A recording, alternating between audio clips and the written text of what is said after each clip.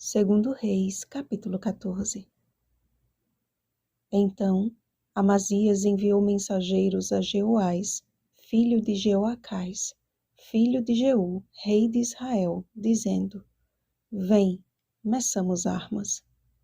Versículo 8.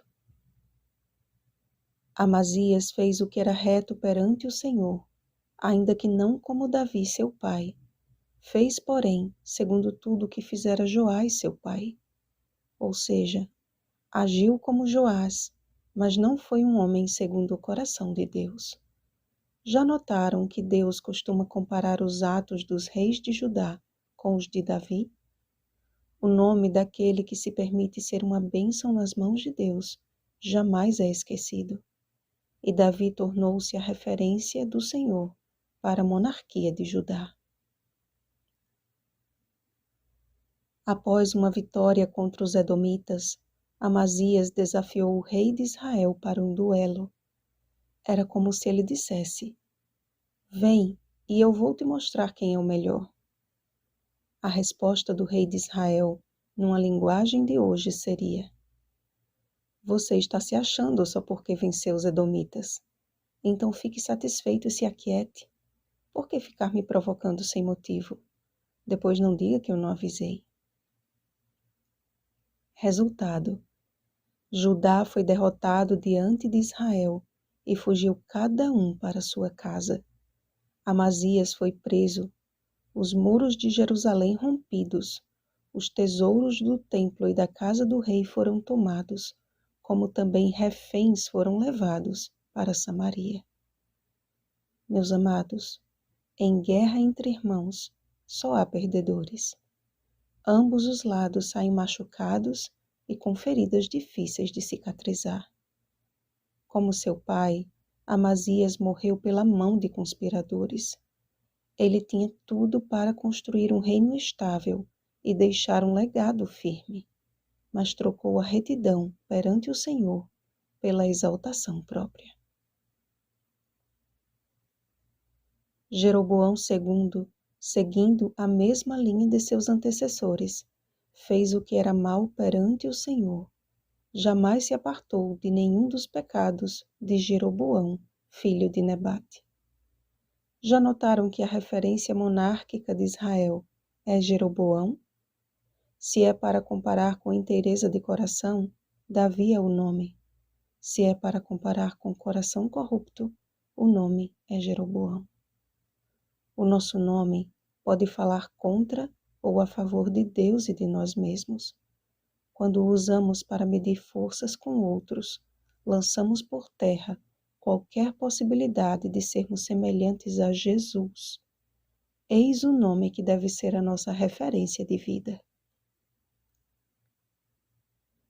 Quando estudamos os evangelhos, percebemos que enquanto os discípulos disputavam entre si as melhores posições no reino de Deus, perdiam a oportunidade de aprender mais da humildade e da submissão de Cristo.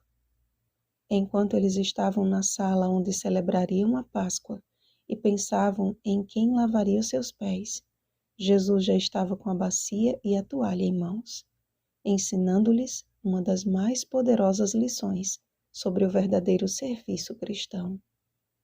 O legado de Cristo é insuperável e ele nos oferece a oportunidade e o privilégio de recebermos a impressão do seu nome em nossa vida.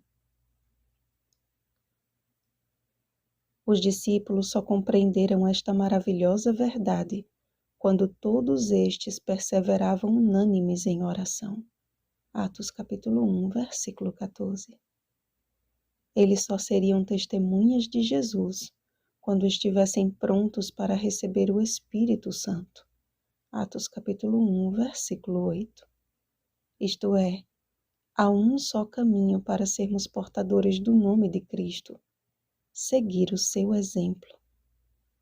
Jesus não media forças com aqueles que lhe testavam, mas orava por eles e usava a única arma que tem o poder de ferir para curar: a espada do Espírito, que é a palavra de Deus.